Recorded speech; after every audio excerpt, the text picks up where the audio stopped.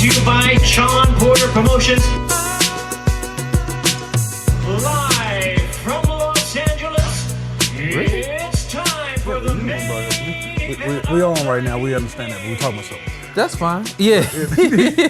Yeah, you trying to go? So Colorado is like on your list of places. Look, Colorado to go? Springs is beautiful. Yeah, it is. How you know? I've looked up pictures. Any place I want to go, I investigate. Why did you investigate? You investigated Colorado Springs, Denver. Yeah, places I like to go. Yeah. Yeah, that's the place I like to go. What time of the year since you investigated? Fall, spring, fall, anywhere besides winter. And so this is perfect time. Let's go. Terrence Crawford, see you soon, baby. We listen, we working hard on this podcast, man. Try to put some big things together, especially ahead of Crawford and Spence. Really, the fight of the last couple decades, I personally feel. So we looking forward to that, of course, and just trying to put some things together. So You could have messed this up, but you didn't. You overheard a little bit of the planning, but whatever happens, look forward to some great things. Welcome to the PorterWay Podcast. What? How bad would I hate you if you'd have messed this fight up? What you mean? You could have messed this fight up twice. But God willing. Are some fight? God willing. But I feel like some fights are still the same. Like we talk about. Oh, you saying if David lost it still? I mean, think about it. We talk about Shakur Stevenson, we talk about Devin Haney, and we talk about Tank Davis.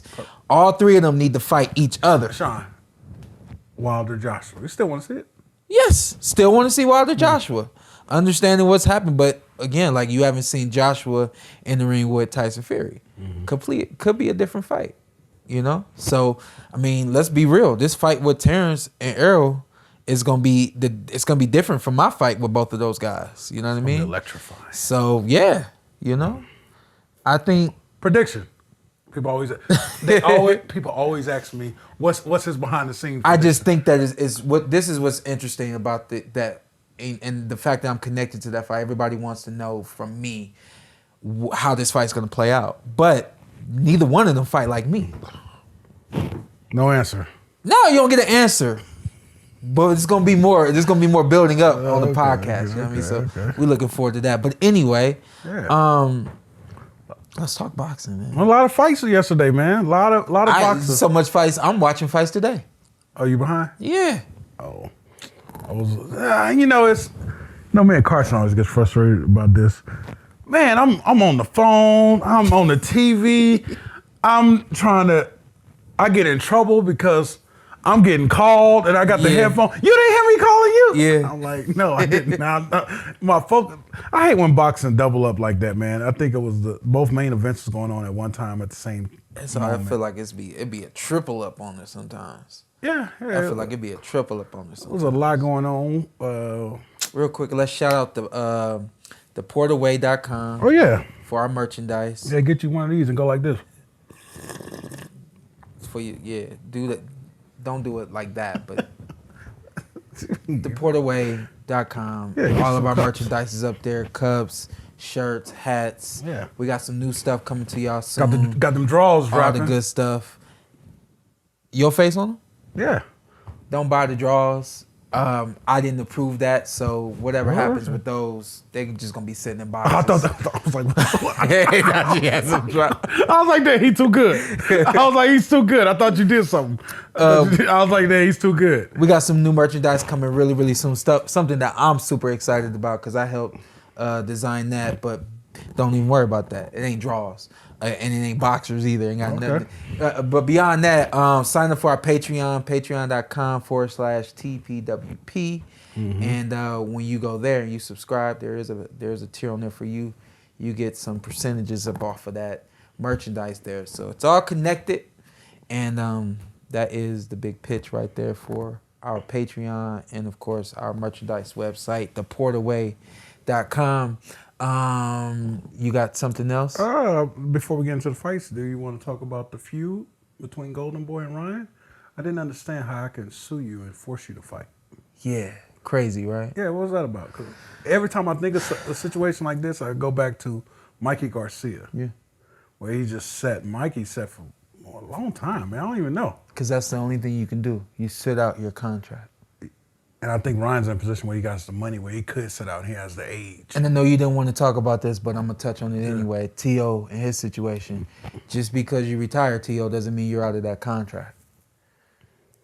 So if T.O. announced his retirement, I'm done, and then next year he wants to come back.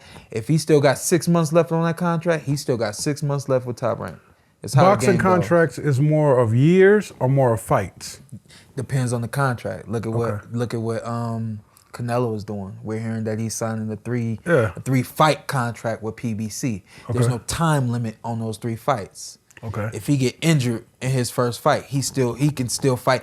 He can't fight in 2 years. He can't fight under another banner because he's still got 2 fights left with PBC. Okay. You know what I mean? So there's differences. Canelo is a special case. Yeah. He's gonna fight. Yeah. He's gonna sign a fight contract, and you're gonna pay him for a fight contract. But for most fighters, especially with Ryan Garcia, they spent so much time putting in money into investing in him, promoting him, all those things, paying people you got to make all that back. You know what I mean? So it's funny because you my boss. Yeah. I'm mad at you, but I still got to show up to work. The best thing I can do is tell you, yo, I'm coming in at such and such time. Don't bring your ass. Don't be there. Yeah, you know what I mean? Yeah. And then if you want the business to work, you're not going to show up. Yeah. You know what I mean? So it's going to get to that point where they're going to be dead silent with one another, Golden Boy and Ryan, that is. And then, but at some point, if he still wants his career to go and move, he's got no choice but to do it under Golden Boy right now. So with boxing contracts, it's like the promotion company, they could drop you anytime. Yeah. Yeah, I noticed There's always a clause for the promoter. Yeah. There's always that clause, if you lose 2 fights, we can drop you. You know what I mean? If you lose 1 fight, we can drop you. You know, if you've been inactive and you're wasting our time, we could drop you. But you're never gonna drop a King Ryan. And you're never gonna let a King Ryan just go. How many fights you owe Al Heyman? No, hold on. We're not doing that. We're not doing that. He's talking about being retired. So let's make sure we cut that out. Oh, for real? For real? No, but you know what I mean? I got you. But it's the same thing. Like if I came back to the boxing world, like it's under the PBC banner. That you still have a couple fights. Absolutely. It's under the Heyman banner. Yeah, you're right. So, you know. But that's how it goes. I see something totally different. But all right, whatever. But that's how it goes. Okay. And when you look at Golden Boy saying, "Hey, we'll just sue you." Yeah, it can be done. We can sue you. But it's the same thing as if Ryan wanted to buy himself out of his contract. But what they're going to do is they're going to price it so high. He's like, okay. You know. Look at King Ryan. If he look at everything and says, "Yo, they're charging me $2 million to get out of my contract," which is realistic. That's a realistic number. But he looking at everything he got outside of boxing. He's like, "Yo, I can make all that back in 2 years." Boom, let's do it. Yep. And the same thing with T.O. The reason why I touched on T.O. is because you don't see very much noise from Top Rank about what's going on. Yeah. Because they know, hey, there's nothing you can do about it. Because with Floyd, I guess I heard Floyd bought himself out of his contract. Mikey, I'm not sure if Mikey waited. And I don't know how it ended, but Mikey waited. I ended up waiting like almost like an entire year, and then on top of that, ended up buying myself out of my contract with my promoter as well. If you could give advice to Ryan Garcia, what would you advise him if he has the money? What I just said. If you got the money, go ahead. It's better to spend that and get back in the ring than wait on it. Fight in the courts. Now you spend the money on things that and Golden Boy is just gonna drag it along anyway. And coming from a person, a lot of people say, "You got it, spend it, Shawn." It don't matter how many millions you got. It hurts, bro. People don't understand. Like I know people at home, just spend it. It don't matter how many. Bruh, I'm not even gonna say how much I paid to get out of my contract, but what I did lasted probably 4 to 5 years. The effects afterwards? The effects of me emotionally and mentally. With what I went through, having to wait a whole year to fight, how much money I had to pay to get out of the contract, me not truly understanding that. And that's another thing, the fighters, we don't understand. And I mean, not to make this about mental health and things like that, but there's so much coming at professional athletes. And in the boxing world, where there's so much coming at us, but we aren't given someone who's gonna explain it to us, and we have to go and seek that information. We got to pay for the information that we need to get. Mm-hmm. You know what I mean? Coming into it, you're not saying, "Hey, listen, we got somebody we're gonna set you up with, and they're gonna explain everything to you." When you're comfortable, come back to us. We'll talk. When you're comfortable, sign it, and we'll move forward. Just here, let us know when you're ready, and then once it's signed, it is what it is. Now he's gonna have to pay money for people to give him the information that he needs. Now he's gonna have to pay money to be represented in court and things like that just to get out of this contract. Yeah. And it takes an emotional toll on you. It takes a mental toll on you, and you gotta perform. And especially in the situation sometimes you gotta perform overnight. Yeah. I got in my contract. I think I was in the ring like 2 months later. And I was this close to getting a job.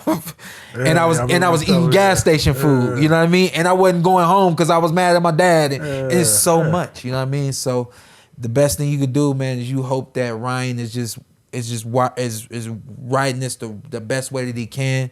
I think Tszyu did it wrong by coming out on Twitter and basically just saying, "Hey, this is what I'm gonna do." Obviously, we've seen King Ryan do it as well, but I got a good feeling that I know personally that King Ryan has a team around him. Yeah, I mean a legal team, not just a team of friends and family that's looking. He got a team of legal people around him, a team of individuals who are helping him navigate through this. You know what I mean? So that's what I want for Tszyu too. I want him to start navigating through this sensibly and not just giving up the belts.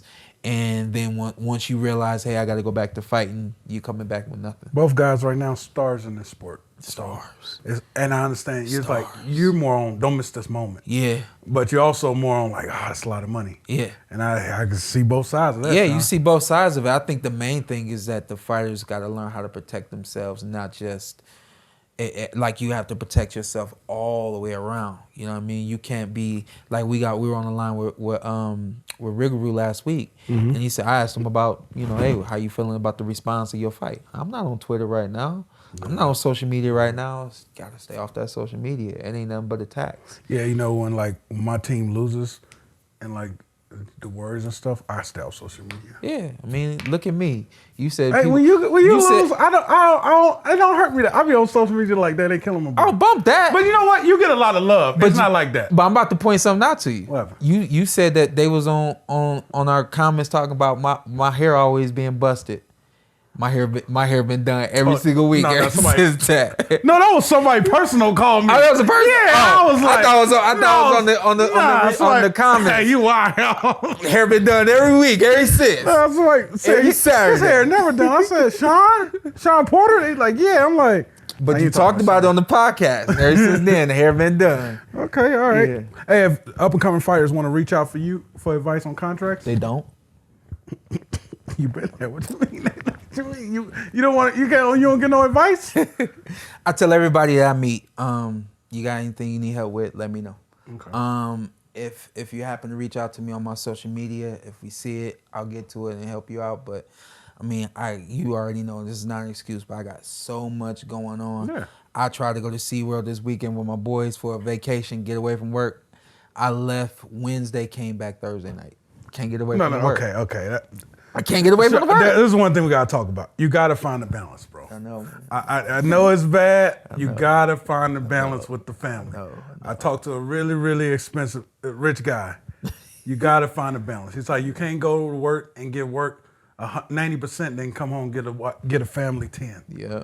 We gotta balance it. Some days it's gonna be 60, some days it's gonna be 40. Yeah. But you can't. And I realized this is what you gotta go because this feeds everything. Yeah. Just bring the balance up a little bit more, man. That's all I'm gonna ask for you. I love you. That's all I'm gonna ask for you. I ain't gonna ask you to go 50-50. We gonna clip this here. Yeah, I'm gonna just ask you to bring it up a little bit more. But it's and I understand your lifestyle is a little different than everybody else. Yeah. It feeds the family, but you gotta find a balance because when they get older, they're gonna look back. We know we've been there with our dads. Like, man, what the fuck was this fool?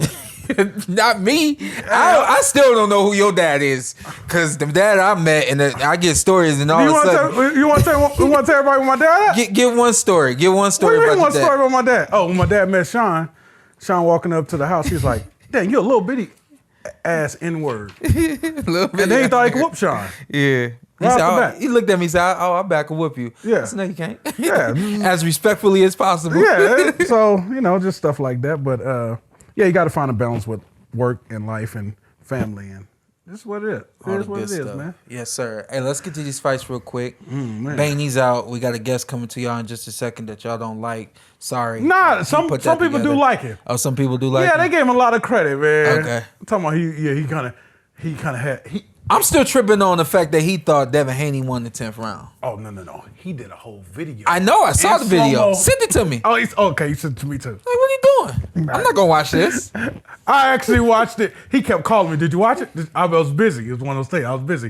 I finally watched it. I'm like, he probably got a point. I ain't going to lie, Shawn. Real quick, let's go through it. Jade Bornea and Fernando Daniel Martinez. Come on, man. Did you watch the fight on Showtime? Why are you doing this, man?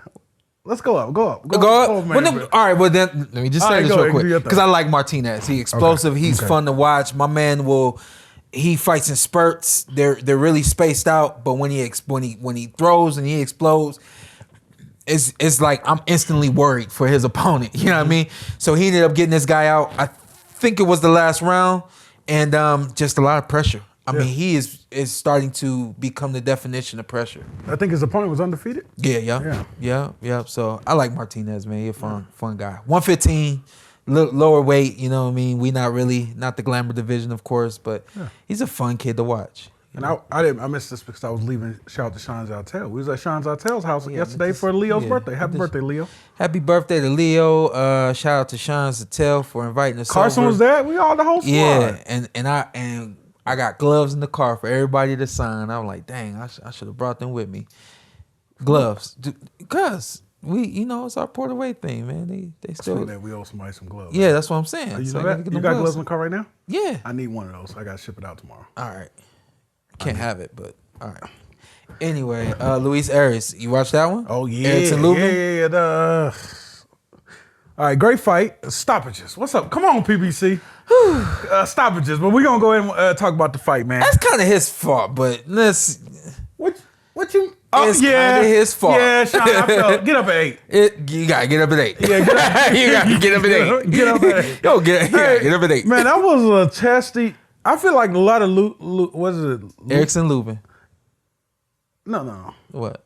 Luis Arias? Yeah, Luis Arias and Erickson Lubin. Okay. Erickson.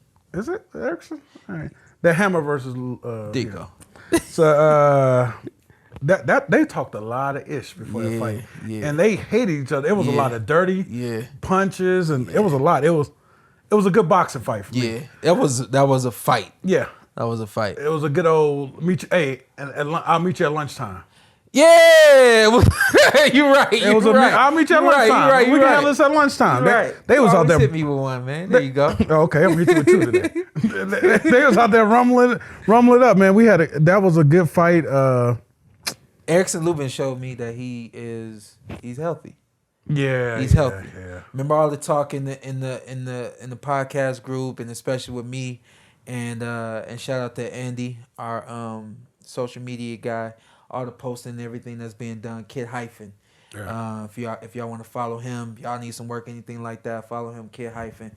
He's as y'all can see, has been doing a tremendous job for our social media. But we went back and forth, and he reminded me of something. When Erickson Lubin and Errol Spence Jr. turned pro, out of that crop of guys in that 2012 Olympic year and things like that, those 2 guys were the guys who were projected to be. Obviously, Errol is where he is. Lubin has taken some lumps along the way, and I was just like, he's not who he is anymore. And that was Andy's whole argument was like, yo, Shawn, like I've watched this kid. He's still got it. He's got it. And we ended up betting dinner. You know what I mean? Oh, that's what that was? Yeah. Oh, okay. And Erickson Lubin, I just thought that Fundor fight had taken a lot out of him. Fight of the year, though. Yeah. They both went down. That was like, you was there. Yeah, but I mean, you see his face after the fight. Yeah. That's a 154-pound punch. And it just, I thought he wasn't going to be as healthy as he showed himself to be on fight night, and I definitely want to salute him for that. And also but between him and coach, what's coach name? Coach Cunningham. Yeah. Coach Kev Cunningham. They get ready to go to war. and they did a good job the other night together. Hey, Coach Cunningham ain't going for the bullshit. No, I seen him with AB and just people he old with. school. Yeah, Old school. it is what it is. You don't like get out my gym. We need more of him. Yeah, We need more Kevin Cunninghams in the world. And why I say that is because just like Kevin Cunningham, Kenny Porter, my dad, in there. Barry Hunter, guys who raised young men. Also, because I just saw it too, Coach Cal in DC. Okay. Or excuse me, in Baltimore. I know there's a difference. Coach Cal in Baltimore, they raised those guys up, and it ain't just about what I can show you in the ring. Mm-hmm. I want you to be successful outside the ring. Mm-hmm. And if anything happens in the ring, I want you to be able to take care of yourself outside the ring. Mm-hmm. That's why you saw Coach Cunningham. He threw the towel in against Fernando. He knew that it was just too much. But you see this young man come back on fight night, it's like Fernando never happened. Yeah, it's like if you wasn't there. Exactly. Yeah. Exactly. You know what I mean? So you have to tip your hat off to Coach Cunningham and also of course to Erickson Lubin, the way they get ready for war, and then they go in there and he stays focused, he stays locked into the game plans, and they put it down. The knockdown I thought was legal.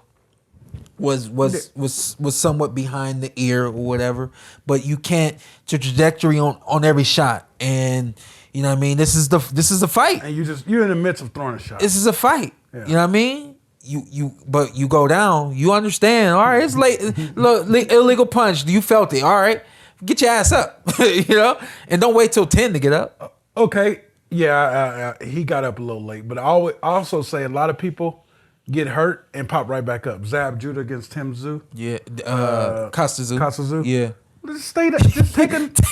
My man got up and said, "What'd you have for breakfast today?" And I'm like, "What the hell you doing?" Get you a moment. Yeah, Yeah, just take a moment. Some people want to get right back up just Yeah. because of embarrassment. I think. Yeah. That's Yeah. what the more Yeah. of it's about. But yeah, it was just like 7, 8, and don't get me wrong, I felt like he beat the 10.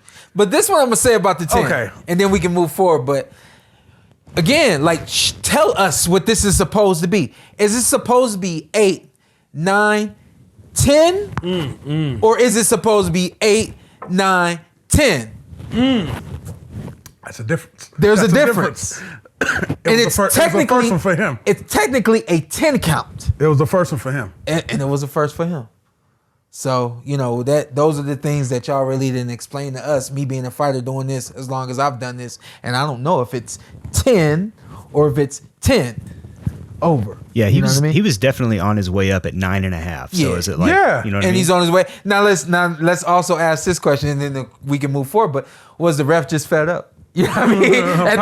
Was the ref ready to get up out of there? You know what I mean? This was your fault. You brought this on yourself. Between all the illegal. Hey, he warned them to a lot. Yeah, was he Badass kid. He was fed up. Ref was looking for a reason to get up out of there. You know what I mean? But like Luis already said, he's not done. I don't think that this is a fight that took a lot out of him, but definitely something he can come back from. On the other side of that, Erickson Lubin says, "I'm ready for them all." Yeah. I believe it. You're at that point. Yeah. You know, there's no turning back at this point. So you're fighting until they give you the shot. You know, so keep getting them shots and keep working hard and making it happen. And let's go to another bad stoppage.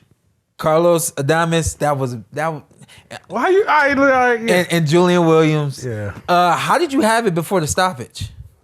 I had Carlos up. I don't know what round he was in, but Carlos, I felt like he was. Julian was wobbled a lot. Couple times. Yeah. Yeah. couple I was times. like, come on. Sometimes I just. Ever since I think who rocked him that time, Charlo. Charlo. Ever since that, it's like, man. That's how it goes. That's how it goes. After you take a big shot like that, Yeah, that's how it goes. Your punch 'cause resistance when is low. before that Charlo fight's 50-50, Sean. When everybody was going, he was that good coming out of Philly. Yeah. He was the man. Yeah. So it's like, and I still be waiting for that. I'm not even gonna lie. For what? Julian Williams, that greatness that everybody. Yeah. So when I see him start getting rocked and all around the ring, I'm like, come on, man, come on. Shout out to Breadman because The 4th round was a really, really heavy round for Julian Williams. And all respect to him, but I expected that to start happening right around round 2, round 3. And then once it happened in round 4, I was like, okay, this is going to become the narrative of this fight. Each round was competitive. I had him winning a handful of rounds before the stoppage. You had Julian win? No, I haven't winning the fight, but I had him winning a handful of rounds. Okay, yeah, I got you. Until around the 6th round, I think was when to me it seemed like the swing just kind of turned for him. But I think that, again, shout out to Breadman, because you talk about another coach who's able to game plan and be very strategical. What you may not know about Julian is he didn't work with Breadman for a good 2 or 3 or give or take fights. And they came up together, right? And they came up together. That was like his baby. For the sake of words, yeah. For the sake of words, definitely in the fight game. Yeah. So when you go back to your original coach, you're going back to someone that not only knows you, but also knows how to game plan and be strategical, especially in a fight that needs just that, because you got a heavy-handed fighter who can switch fight from both sides, fights in spurts. You don't know when these spurts are coming, and then there's storms you got to weather each and every round, which is what the fight ended up becoming. And I thought that it made it went as far as it went because of Breadman. Yeah, Breadman is he's something in that corner. Not to say that Julian can't box on his own, but I think that with him having the strategy that he had, you talked about him being wobbled a handful of times, but along with him being wobbled, he was able to block, leave a lot of shots. That last round when he got stopped, my man was taking steps back and still moving and slipping. I mean, he was cognizant. He was there, and I go ahead and say what you gotta say, because I analyzed the stoppage, but go ahead. I'm just saying, you were saying how Breadman helps him, and that you can see Breadman work. Yeah. Breadman came up with him. He knows how to get stuff out of that kid. And he just knows him. That's his trainer. Yeah. Like sometimes you just don't need, y'all just went down. Come back up. Look at Breadman working with Caleb. I didn't think that was a bad he did. You seen what happened with Anthony Darrell. Yeah. And then we moved forward, and it was really good, close, competitive fight until it wasn't. Until it wasn't. You know, can't really identify a win, but that's strategy, that's game plan. Yeah. You know, Breadman is definitely one of the ones. Oh yeah, for sure. For sure, Breadman is gonna look after you. I remember looking at him during that Caleb Plant fight, and he's standing up with the towel in his hand. He's being very analytical and trying to make a sound decision, and he let the fight end. And I thought that was a good decision, but at some points he was like, "Let me look after my fight." I seen trees. Huh? That's not Richardson. Oh yeah. You could see it. I not seen Richardson tree. Yep. You could see it in him, but but the stoppage, Shawn, he was throwing a punch, and the ref stepped in the middle. Oh, man. I'm hitting you. This punch gonna land on somebody. Like, bro, I'm throwing a punch. I'm throwing a punch. I'm throwing a punch. I ain't getting punched. I'm throwing a punch. Let me fight, bro. Mark Nelson is a good referee. Hey, these are like all these mess ups been Hall of Fame refs. But go back and watch him, and again, like this separation of it's just this what is that? What's that saying? The 3 degrees of separation. Separation, yep. Right, it's 3 degrees. 6. I should have just asked you. Right. But the 3 degrees is. You think I'm stupid? All right. I do. But when you look at like, I always talk about how judges should not be watching previous fights before they judge a fight. Sure enough. But as a ref, you need to know the history of the fighters that you are refereeing. Yeah. You need to know if somebody hits low. You need to know if somebody grabs a lot. You need to know if somebody's holding a lot, if somebody's throwing intentional headbutts and intentional low blows. You need to know all of these things. So when you take a look at Julian Williams' history, you see knockouts. You see some devastating punishment. You know what I mean? And so not that he was waiting on this moment, and not to justify Tony Weeks at all. But like I said about Tony Weeks, those subliminal messages before that fight. Hey man, this guy 40 years old. Make sure you know, Las Vegas, we can't have this on our head. You know what I mean? And it's like when he thought he saw a moment coming, he jumps in there. Now I analyzed this one. Okay, what you do? Because Mark Nelson is a great You referee. slow-mo'd it? I just slow-mo nothing. I don't slow-mo. Okay. I don't do slow-mo. But he started really looking at J-Rock around 60 seconds left of that fight. and you go back and you watch, he's attentive with everything that he's doing. Okay. He's looking into J-Rock's eyes. He's watching the fight and how it's playing out. And at 55 seconds, he almost steps in and stops the fight. He jumps like he's gonna do something, but then he sees J-Rock respond, and he's like, "Hey, I gotta step back." And he continues to let the fight play itself out. But then he's really attentive to J-Rock and to how the fight is, what's happening in this fight. Because he's seen this kid get hurt. He knows that this kid has low punch resistance at this point in his career, and he does not want him to get hurt. So when he finally jumps in and stops it. This wasn't something that he just, like with Tony Weeks, he just jumped in and stopped it. My man looked at this for a good 40 seconds. And you just seen his eyes on Julian? I see him, he's watching the entire fight. Okay. Not just on Julian, but he's watching the entire fight. He's in position. He's waiting to see if this moment has to happen. I need to be there to save this kid. I need to be there for him. You know what I mean? And so I just, number one, and again, like, this is not bias on my side, on my behalf at all, but Mark Nelson is a really good referee. Yeah. That's number one. Number two, when you can look at a ref and you can see that he's being responsible like that, he's doing his job. Which means when he jumps in the ring, when he jumps in between them and he stops the fight, this ain't no Tony Weeks, what are you doing type stuff. This was 20 to 30 to 40 seconds of me analyzing this fight and this fighter and what I'm seeing, what needs to happen here. So whether or not Julian could have continued is one thing. But if he continues and it gets even worse, who's going to be to blame? So all the stoppages, just the one you like, I'll take it. Yeah, how many stoppages is it? I mean, we got Rolly.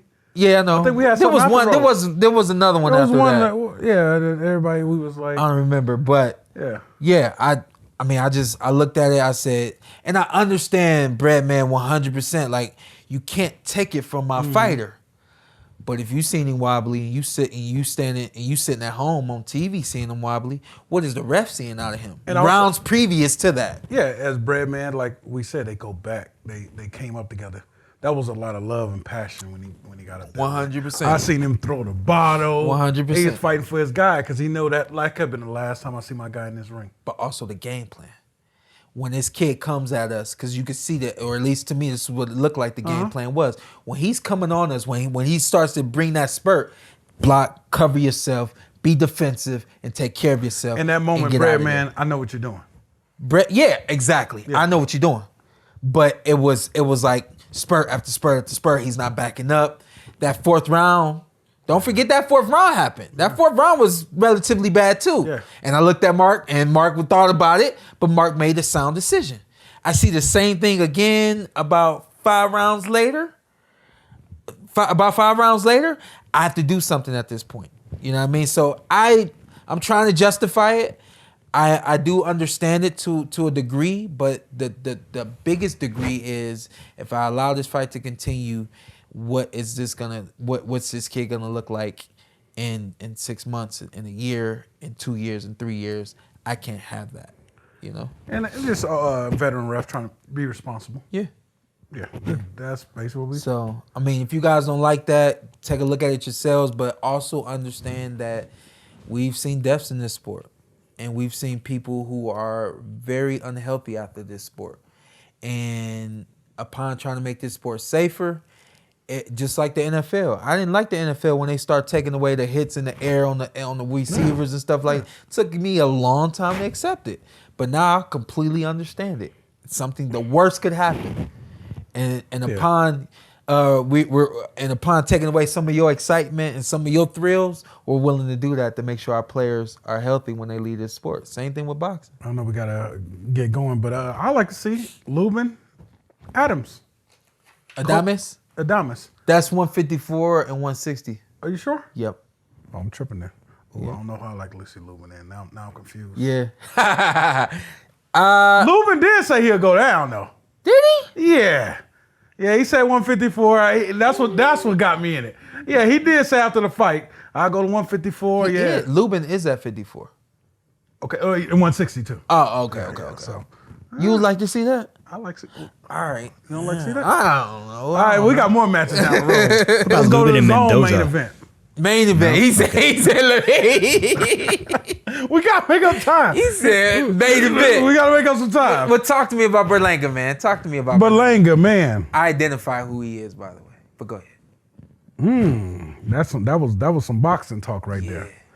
He went in there with a veteran. He got our guy Shane Mosley at the time. Quigley. But yeah, he went up there with a veteran. Andy Lee had him right. Yeah. He was moving all night. Yeah. Berlanga, cut off the ring, bro. Get your jab going. Get your jab busy. Get more than just a power punch. Yeah. I'm worried that it's a Wilder situation with him. Mm-hmm. That it is power or nothing. Mm-hmm. And if I don't realize I punk you and establish respect early, who am I? I have no identity. He is the great Puerto Rican hope. The great Puerto Rican hope. And what I mean by that is every punch that he throws, I hope it lands. There's no, I'm sorry, but there's no strategy involved in his boxing game. His corner, turn this shit up. Just tell me how to get there. He has nothing from the outside. There's no jab from the outside. There's no feint from the outside. There's no combination, no 1-2 even. That's the most basic 1 and 2 combination that you can land this big right hand. I hope I get close enough to you when I throw this punch. And it's just a guessing game with him. Do I throw the hook? Do I throw the right hand? And then once he gets on the inside, guess what? He too big to box. He don't know how to dip and go to the body and do all this kind of stuff. He built. If he get inside, you could bully him. You can get your shit off. He big. Yeah. And you get to the inside with Quigley. You ain't forearming, you ain't shouldering, you ain't getting to the body. There's none of this. Leaning with hooks. There's none of this. There's no hook. This is how you box. He hopes. This is his blessing and his curse. He hopes that he's in range. Find your range, bruh. He hopes that he's got the right distance. Judge your distance, bruh. He hopes that this right hand lands. Pick whether or not you need to use the jab first. Throw a body shot first. Do something. Shawn, don't the jab set up everything you saying? Unless you hoping for something. And he hoping for something with every single punch that he throws. Great that you dropped Quigley 2 out of those 3 times that you dropped him. But where's the finish?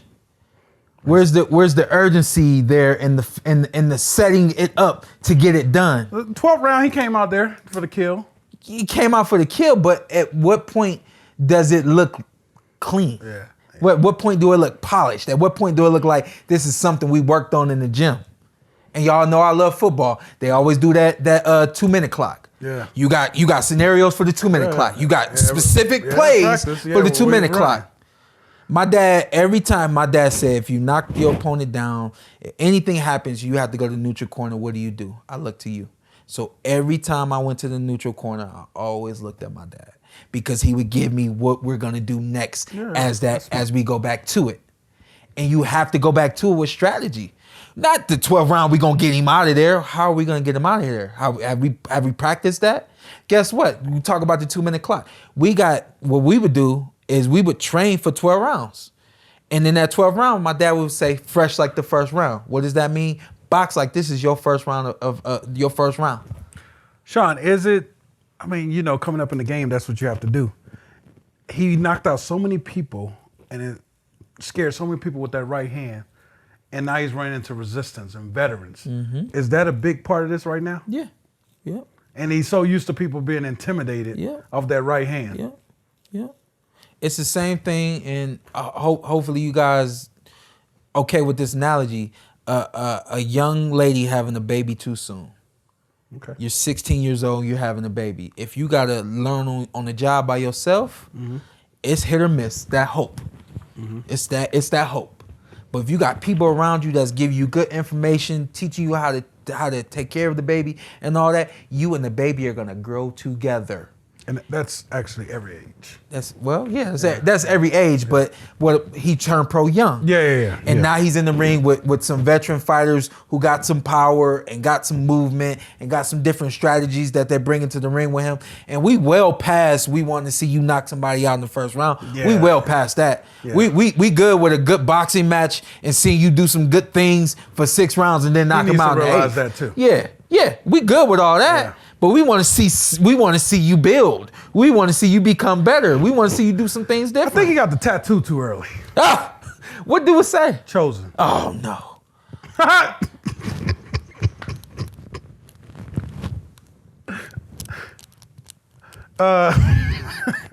You know. Maybe it's because he fight at home all the time. You know, Rigaroo said fighting at home is not a good thing. But it's his tattoos that say chosen. Man. Does it say one on the end? Go fight in Oklahoma. Go Hey, fight that's in it. Come to South Vegas. Carolina. He says he wants Of course he's saying he want that. Am I being too hard on it? Again.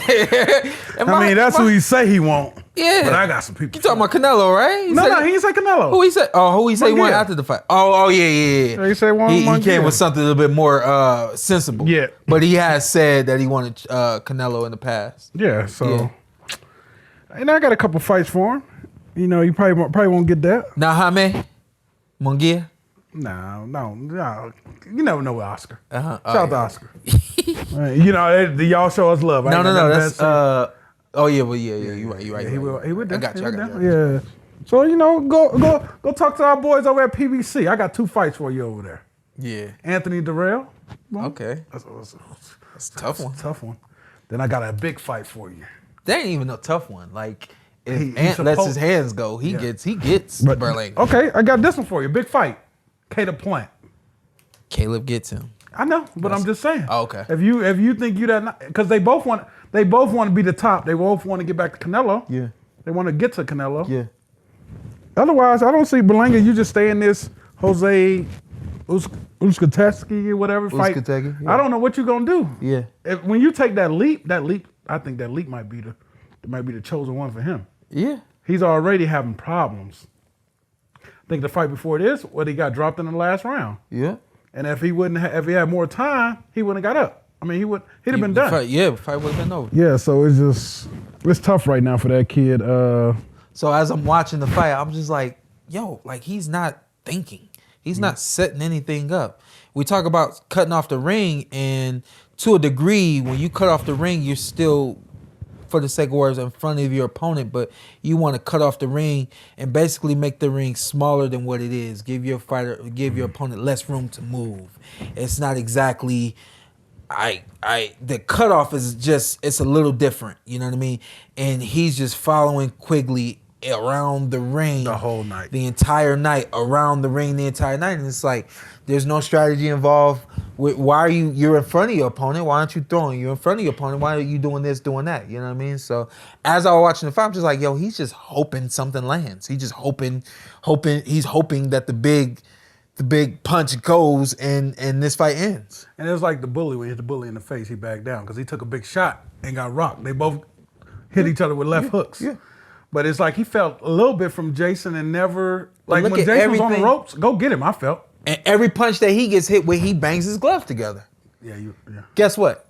He's young enough and has not been hurt, so he can take those clean shots. He get caught clean You was with just some talking big about stuff. Julian Williams. Yeah. After you get, He ain't been hurt yet. He's young enough to take those been punches. dropped. Yeah. Yeah. He's young enough to take that kind of punishment right now. Mm-hmm. But another fight or two are taking clean shots like that, and the best thing you can do is bang your gloves. One time you're gonna take a punch and it ain't gonna be one that you can bang your gloves after. I mean, give him props. I mean, give him a pass. Sometimes when y'all get hit, y'all wipe your face like, fuck. That's his thing. No, I'm not giving him no pass. better than I've seen in the past, but at the same time, now you fighting Jason Quigley, there's no going back. Yeah. And now he has to have a sense of urgency, and that sense of urgency has to be improvement in the gym. And it's what I said before, as long as you've been gone, you need to be coming back looking like you did something while you was gone. And I didn't see much. So I was looking at a text from Na'im. no, you good. You good. He needs the meeting number. It's on there. I get The other, real quick, I just want to look ahead. I know we got Na'im coming on, but I want to look ahead real quick because I think that this fight's gonna be really good. Franchon Crews and Savannah Marshall. That's gonna be a really good fight. Yeah. And I really do think that where we thought that the fight with Clarissa Shields was going to be really, really competitive, and it was going to be a good fight and all that kind of stuff. It was competitive to an extent, and it was fun to watch, definitely. But I think that this is that 50-50 that fight was promoted to be. Mm-hmm. This is that 50-50 right here. This is a great fight. Yeah, This is it's a fun fight. Clarissa Shields not in this fight. This is in the pocket. I said, this is a who gets off their reset first, because they're gonna be right there rumbling. Yeah. Now who steps back? All right, now let's fight. So what? So whoever reset, I'm big on that. You the punk on that? You the punk on that one? When I see you got reset, I'm like, oh, you reset your ass. I'm big on that. I'm looking. I'm like, oh, you reset your ass. I'm big on the reset. Like, he got you off your pivot first. What if that's the game plan? I mean, but I don't expect this one, man. This is gonna be a good fight. Sean. Good fight, winnable fight for both women. I think that coming into this, Savannah might be the favorite. I could be wrong, but I think that she's gonna be the favorite. This is undisputed at super middleweight, but I think Franchon doesn't really have the profile that Savannah Marshall has, and so I think that they're expecting this to be a bounce back fight for Miss Savannah. But of course, knowing this Franchon as long as I have, not only am I pulling for her, but I do think that she's more than capable of beating Franchon Cruz. She's got Barry Hunter in her corner. I said Franchon. I think Franchon is more than capable of beating Savannah, and Franchon has Barry Hunter. I was like, Barry Hunter. Yeah, I'm tripping. I said, Barry Hunter, you turned on us, bro. Yeah, I'm tripping. I was hurt. I ain't gonna lie. Oh no. Like when Hulk Hogan did it. So that's gonna be a really good fight on the zone. In the AO Arena in Manchester, and I think that is really cool for women's boxing. I think over here in the States still has not really caught that fire the way that it has over there in England. So for Franchon to have this kind of opportunity to fight at the AO Arena, I don't know if she's fought there before, but I think this is going to be really big and special for her and for her career. So I'm happy to see that. Also, before we get Na'im on, shout out to Toledo. Shout out to my guy Jared Anderson. He's going up against Charles Martin this coming weekend. And if you happen to be in Toledo, you need to go see the next American heavyweight world champion. Woo! You need to be chosen one. See him. That's the chosen one. That's the chosen one. That's the Hey, chosen you one. really don't like me. That's the chosen one. I've been disrespectful enough to this point, so we're not gonna go back. All right. But I don't know if he has a nickname, but the real big baby. The real big baby. The real big baby. Shout out to Big Baby. Yeah. That's two big babies. Yeah, the real big baby. And no, if you in Toledo, if you in Detroit, if you in Cincinnati, you in Cleveland, you anywhere around that Toledo area, go see that young man. Support that young man. Entertainment. And he done took ESPN to Toledo. He done took boxing to Toledo. 14-0, 14 KO. Yeah, that's big. Charles Martin is a step up, a veteran. 100. But he's that guy that let you know if you're ready for the next level. He's the guy to let you know if you get ready for the next level. If you're ready for the next level, but don't get it twisted. He don't have the work rate to get with Jared Anderson. Yeah. I think he has the size. He's a southpaw, so he has maybe the element of surprise, possibly. Jared is known for keeping his hands down. He's known for pulling straight back. I think that's something that definitely needs to change in his game. But outside of that, he's showing power each and every fight. I've been saying that he needs more power. He's been showing more power each and every fight. What I love about Jared, we see him more than just the power. He can box. He can box, man. I know. Our last great heavyweight champion just had the power. So it's like this one can actually box. Yeah. So y'all know I'm big on amateur pedigrees, and he has that. Yeah. My man should have stayed for the Olympics. He would have won it. My man should have stayed for the Olympics. It was some heavy hitters over there. He getting money now. He would have been fighting. He would have been fighting without Hager for no money. So getting money now. In that respect, he did make the right decision. But you talk about being a star in professional boxing, one of the quickest ways to becoming a star is having that bronze, that silver, or that gold. You know what I mean? So for that sake of, I wish he had stayed amateur. But my man moved on, and Charles Martin is next. And then we got the breaking news. Where were you when you heard Canelo signed with PBC? Like on a plane. Oh, okay. Coming back from Australia. Let's see. What was I Getting doing? my freaking flyer mileage. Yeah, I don't know what I was doing. Well, but the word is, where were you? Hey, should we say what our producer say? Yeah. Say it in the text. What do you? Yeah. I got you. No. I was on my way with it. Don't quote me.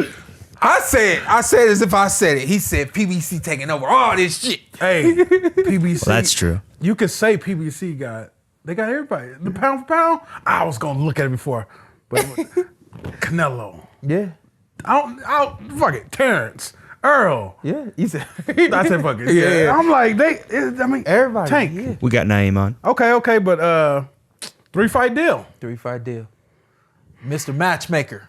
Oh, we're gonna start off. Or you want to get Na'im on first? Oh, Na'im gonna get up in this too. Na'im, welcome to the PorterWay Podcast. I'm happy to have you. Ant's, I'm sure happy to have you. There are some fans right now who I'm sure are gonna fast forward through this. So for those who don't, just bear with. I don't know what he's gonna say, but First off, this motherfucker do not like to lose anything. I'm on vacation. He's sending me a breakdown like, hey bro, let me show you why Haney won the 10th round. After I watched it, the breakdown. He got a point. The breakdown. Yeah, he had a point. But what are you doing? Work on your comedy, bro. Yeah, you would do anything to win our conversation, won't you? Say that again. You'll do anything to win a conversation war. Nah, but it wasn't that I said that he won. I said that it could have went either way in that 10th round. People said that he dominated the round, and I completely disagreed. And I showed you why. And then you agreed with what I said. I know. That's why I told the people. I came on the next episode. I said, Na'im had a damn point. And that looked like Jamie Foxx behind you. Who was that behind you? Why everybody clowns him about this? That is a picture. It's supposed to be a picture of me. Hey, you got a picture too. That's why. Yeah. Did you have somebody do that, or somebody just did it and gave it to you? It was gifted to me. I didn't ask for it. How you feel about them gifts, man? How you feel about them? Man, well, first of all, the gift came from my brother. He didn't paint it, but he had somebody do it for me. Yeah. And it's a thought, bro. Yeah, it's like appreciate it, but you kind of, appreciate it, but. Hey, he got prime real estate though. You never put yours like right behind you like that. I ain't really appreciate shit. I ain't really got nothing yet that I truly believe in. Do you believe in that one, Na'im? Or are we saying too much? What'd you say? It don't look like me at all. Yeah, we saying too much. Let's move forward. So you must be hyped about this Canelo situation going on. It's not that I'm hyped. I just had a lot of thoughts about it. I feel like Canelo has been trying to follow the recipe of Floyd Mayweather, but he's doing it on a much lower level. They said that Floyd was picking and choosing, I guess maybe the last 5-6 years of his career, but everyone that he was fighting was a champion, and they just came off of a big win. Yeah, and he knew who those people were. I never really heard of John Ryder. Yeah. But I think Canelo going into this fight, this is a fight that we've been waiting for a long time, and no better time than now. You're talking about Charlo, who has been off for 2 years, dealing with some mental issues. He's been, he's spoken about it recently, and this is the perfect time to make that attack. So, yeah, it's a fight we want to see, but at the conditions that he's coming in, it's just like, a little sketchy. I feel like Canelo could have beat him regardless. I don't think that he needed to take advantage of this 2-year layoff or any of those things. I feel like he's the better fighter anyway. Who would you put Canelo in with first? Because that's like the other conversation is, does Charlo get him right away, or do you put him in the ring with somebody else first? Well, he has a 3-fight deal. If it were up to me, his 3-fight deal would be Charlo, Andrade, and then Benavidez. In that order. In that order. I got that too, but since he said that, I got a plan B. Charlo, Benavidez, Spence. That's saying Spence beat Crawford. Nah, I don't see Spence going up to 168 from 147. He won 68. Yeah. He can make 168. He can make 168. He can absolutely do that, but I'd rather see him gradually go up. I mean, I can see if it's like the end of Canelo's career, where they're like, yo, I'm about to end my career, and then it's the last fight, and they both, they meet in the middle of the catchweight or something like that. But I'm a huge Andre fan. I think he's one of the most underrated boxers out there right now, and I think he can give Canelo some work. Yeah, and my original 3 opponents is Charlo, Boo Boo, ended with Benavidez, and I think the Boo Boo fight will be definitely tough. I think he wins it by split decision. It'll be a tough fight, though. Tough fight. I think Canelo has just enough respect with the power to get his respect with the power. I feel like that would affect the fight. I think it'll be comparable to a Lara fight where the fans are like, he's winning, but the judges just swaying towards Canelo because of the pressure or whatever the fighting. Andre has a weird fighting style. He like the in and out. Mm-hmm. I think you remember when Canelo fought what's the dude that Andre Ward beat that he fought twice? Kovalev. So I feel like Kovalev was dominating that fight before he got knocked out. He kept him. Yeah. He was jabbing him. He fought him well, and then he got caught with a punch, and it was over. But the judges had Canelo winning that fight. I'm like, how? Crazy. Yeah. Same thing with Floyd. He won one on the judges card with Floyd. Oh, That's still crazy. That was crazy. That's still crazy. Even Canelo at the end of the fight, all he kept saying was "muy inteligente." Don't do this. Don't do this. Don't do this. Don't do this. Don't do this. I knew it was going south. He said, "What do you think? Muy inteligente." He just knew that Floyd was just a much better, smarter fighter than him. Yeah. And then what do you think about that Benavidez Canelo? I think Benavidez will spank him, honestly. Yeah, I do too. Is it spanking? Yep. I do too. I think Benavidez gets hurt from a big shot, but for the rest of the fight, he wins. Cleans him up, just busier. What great fighter is Canelo now? Is Canelo a true A+ fighter? He's still great. I wouldn't call him an A+ fighter. I would say A-, B+. I'm not mad at it. I think Canelo is great, man. A lot of times we go against him. The boxing fans get upset with him because of his choice of competition. But I got it that he wanted to win in multiple weight classes, and I get that. Yeah. He went up to fight what's the guy that just beat him? Bivol. Yeah, Bivol. Dimitri. He ain't got no work for him. He want to fight him again. He ain't got nothing for him. But here's my thing, and I don't judge I have Canelo at maybe a B++. Mm-hmm. I'm not judging him based on his opposition or anything like that. I see a lack of stamina through the course of a 12-round fight. I see a lack of game planning, especially against Dimitri Bivol.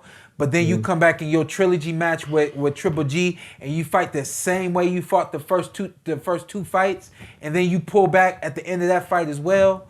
The fight with John Ryder, he looked a little bit more like himself, but you could still see that he wasn't as sharp and as clean and as on top of it as he has been in the past. And I just think that between the mileage on him now, he's more of a B++ fighter, certainly not the A+ fighter that he was 2 to 3 years ago. And I think now is the time where someone like Benavidez, who isn't exactly the star that I think that he should be in the fight game, you become that star if you take on Canelo. I think it will be advantageous for Benavidez to get Canelo sooner than later. Not at the end of that 3-fight deal, but closer to the beginning, if not that second fight. Well, it'll be more beneficial for Canelo because as time goes on, he's just going to get worse. Well, it's more beneficial for Canelo, but also for Benavidez as well, because the more time that goes by, the more excuses can be given for Canelo opposed to what the credit and respect given to Benavidez. You a bad boy for. I was like, he just made that. You a bad. I was boy. like, they fought. I remember. What you think? Benavidez is almost like a bigger Errol Spence. Yeah. Comes forward, got the power. He can take a shot. He's just a big, strong dude. I like that. And Canelo is at that point now where it seems like he's looking for the big shots. Yeah. He's looking for the big counter. He'll take a couple punches. He's definitely not at the top of his game anymore, but I mean, all in all, he's a Hall of Famer for sure. Boo Boo Andre or Jamal Charlo first, because if you flip the two, Boo Boo's has been active more recently, of course, and then that obviously would give time for Jamal to take a tune-up fight or something like that. Would you rather the flip of that, or you just Charlo go ahead and get it? Honestly, I want to see those two fight each other. I know they have been talking. You see a couple videos of them doing like IG lives. I would have rather seen them fight each other. Yeah. I don't know if it'll happen now. Maybe it might, because after Charlo take this L, he gonna be looking for some big fights. Damn, we're just writing Charlo off. At the end of the day, I mean, he's a world champ. He's been out the ring for 2 years, inactive, going through some stuff. Too many factors, bro. Huh? It's too many factors going against him, man. Being out, and then just the mental health status that he's at right now. That space is just like, you don't know how it's going to affect him preparing for this fight. He's been waiting for this. He's been waiting for this big fight all this time, and then you finally get it. And are you going to be mentally there? It's one of those things in life, Na'im, you pray for a moment, you show up or you don't. I pray my man show up. Hey, I've been there. I've waited for moments in my career, and then I dropped the ball when they came. Damn, boy. It took a long time for that shit to come back around. Fortunately, what moment was that? What moment was that? He went from co-main all the way down to the opener? Yeah. He was performing at 5 o'clock. He started opening up for somebody? Nah. It was on the acting side of things. Oh, okay. There was a time where I won a competition for NBC. I got a 1 year holding deal, and I've been waiting for that moment. And then when I started going on the auditions, I was tanking them. I was bombing, man. So it just took a long time for the opportunities to come back around. But they here. Okay. I'm doing good now. I'm 32 and 3. His record. Yeah,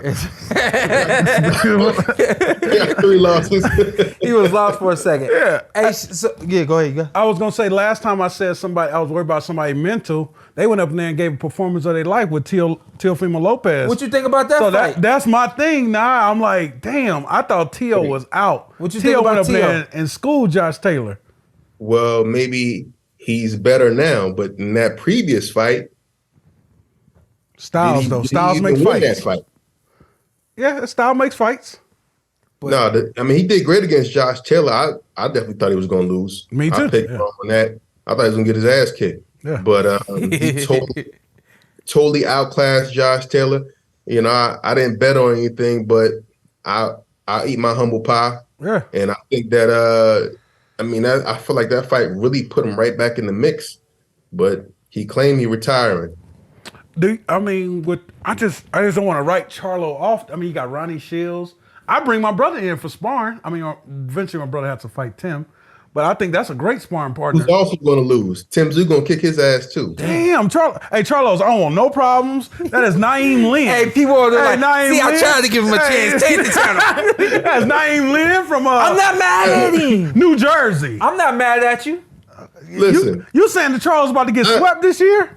I am not a boxer. I'm just a person with an opinion. Sure. If they want to get mad at me, then that proves that their mental health is not where it needs to be. Hey, Na'im, sensitive. You should see my DMs. Boxers are sensitive. I know they are. Hey, they hit me, I'm suing. Listen, I think both of them are great talents. I think Jermell has the power. He's not that great of a boxer. Damn. Jamal's a better boxer, and he got a little power.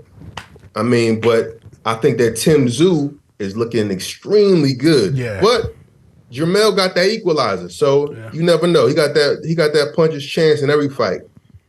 Jamal, if he had not been off for a couple years, I think it would be a more competitive fight. But I don't think that this is going to be that competitive. I think Canelo is going to win 9-3. Oh shit! Yeah, I see it going to decision. Shawn, at this point, can you pass this moment up if you Charlo? You can't. No. You have, no matter what mental I'm in, I have to take it. You can't. You know what I mean? I think maybe one lost art of fighting is having the ability to become a steel trap. And you have to be Iron Man. You have to be a superhero. You have to nothing can matter but getting in there in that war. That war is the only thing that can matter. And I think that is a lost art of the ability to concrete your mind, your body, your soul, and just become that brick wall, and become that steel that is impenetrable. You know what I mean? And I think that is what is missing in the sport of boxing right now, is guys are succumbing to the out world, to the out of ring life, and it's pouring into the in ring life, and they don't know how to separate it. But you can't pass this opportunity. Just to be clear, I want Charlo to win. Yeah.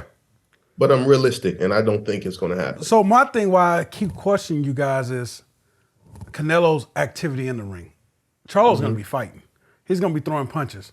I feel like that equalizes it a little bit more. But Charlo, neither one of them, they're not no jab and double jab and double jab right hand kind of fighters. They're kind of more so wait for that opportunity, that opening. They have that ability to see it and take it, and they have what you just said, that equalizer. I agree 100%. But if Charlo decides to take off, or excuse me, if Canelo decides to take off, I can't see Charlo pushing forward and going at him and pressuring him. I could see Charlo fighting off his back foot all night. I don't see him pressuring Canelo. But he's not no mover and puncher at the same time. He moved against Sergey, Divinchenko. Yeah, he moved that fight. Yeah, you moved that fight, but that's not the same kind of fighter. That's not the same kind of heat. But he ain't gonna be the state. Don't be in that kitchen with Don't Canelo. tell me, you tell him. That's why you got to box. You won't see him winning this fight, do you? Damn. Damn. And I do. I find it hard to believe that Jermell Charlo can come back from a hand injury and anything else that he's going through and get back in the ring after over a year or a year and a half, give or take. Yeah, it's been a while. And get in the ring against a kid who's out to prove to the world that I just think that the momentum, the energy, the everything, even the from the understanding that he's improved through the course of the last year, and Tszyu, he beats Charlo because of all of those things. Yeah. Much closer fight, I do believe, than Canelo and Jamal Charlo. But I think with Jermell, I think that it's definitely that swing now is definitely starting to tilt Tim's way. Not much, but I think that it certainly has tilted Tim's way. Yeah, Tszyu, he been showing some power recently. Yeah. Last fight, he got him out of there, Ocampo. Yeah, one. Knocked him out right away. He knocked out Tony Harrison. Look, Tszyu ain't no joke, bro. Yeah. And he young, strong, and he got his father's a legend, so he's trying to live up to those standards of the name and everything. So I can't wait to see both fights. Hey, Na'im, when Tszyu knocked out Zab, what do you think Zab got up and said to him in that second? Cedric the Entertainer said he got up and said, "Don't play with matches." Oh, yeah, I seen it. I was like, oh yeah, I seen it. I like yours better. What'd you say? He said, "What you have for breakfast?" What I said? What you? I said, what type said he got up and said, "What'd you have for breakfast?" But yeah, no, man. Our job is done. We made a comedian laugh. Oh, okay. Hey, you want us to open for you in Vegas? Got you, baby. Yeah, you can come iron my shit for me. Damn. He tried to make it even worse. He called it shit. It be disrespectful. Somebody on they know I do plumbing. Somebody in this crew was like, "What, you Sean Plumber?" Like, come on, bro. Like, goddamn, that's disrespectful. Damn. When you out here, Na'im? Have you ever done some plumbing work for Shawn? All right, Na'im, chill out. Yeah, of course. See? And I'm this close to calling somebody else. You ain't getting the job done, man. Nah, When you out here, Na'im, what's next for you? We'll be out there the 6th through the 9th, something like that, of July next month. Okay. oh yeah, we're gonna get out there with y'all, but hey, I can't do every day. Y'all different. Anything else you want to plug? You got any shows? Anything you want to plug? Nah, man, we looking forward to having you on Straight from the Heart. You still down, right? Yes, sir. Absolutely. Yeah. You were talking behind my back. Yeah. Well, you know. Disrespect. Nah, I was thinking about when y'all come out here next month in 2 weeks.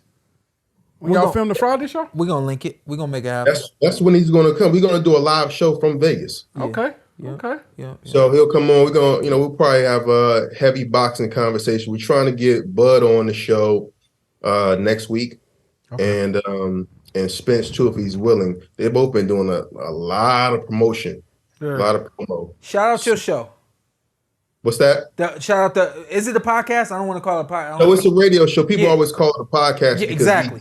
We do show video to promote it on social media, but it's radio. It's called Straight from the Heart. Come on Sirius XM 96. That's every Tuesday and Thursday at 7 p.m. Eastern Time, 4 p.m. 4 p.m. Pacific.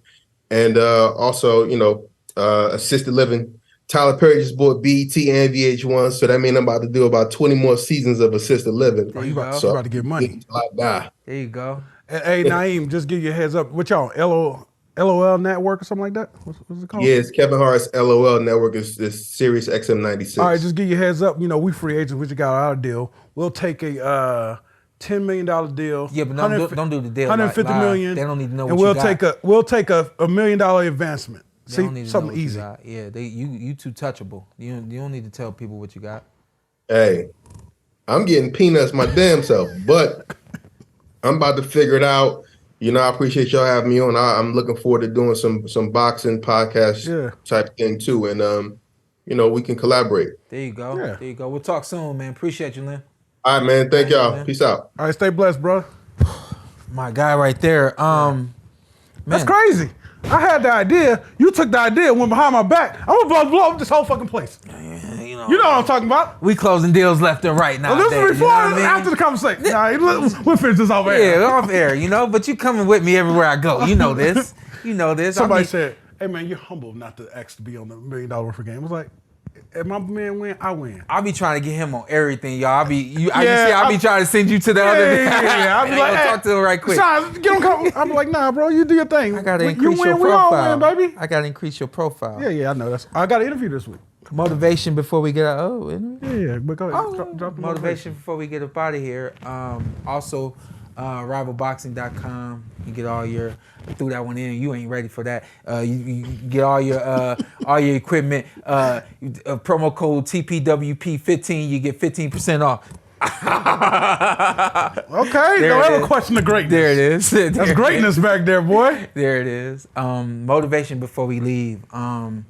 For anyone who is dealing with mental health issues, emotional issues, depression, some things are starting to hit at home. And of course, we're starting to see things come out in the boxing world a lot. All these kinds of things. Self-talk. Get in the mirror. And you ever tried to talk to yourself in the mirror? Try to tell yourself the truth. More of encouragement. But yeah, you ain't never had to tell yourself a hard truth. Yeah. Like That's hard. You fucking up. Yeah. That's hard. Yeah. It's hard. But it's hard to accept it. You have to speak these things out loud. Mm-hmm. Start to speak these things out loud, and then that's how you identify the issue. Once you identify the issue, you start just trying to figure out the reason why and try to find the answers to these problems. I think that's one thing that I believe is going to help within what's happening within my household, just speaking these things into existence. And you ever try to tell yourself a lie? Not tell myself a lie, convince myself. You ever try to convince yourself that you're beautiful? Oh, yeah.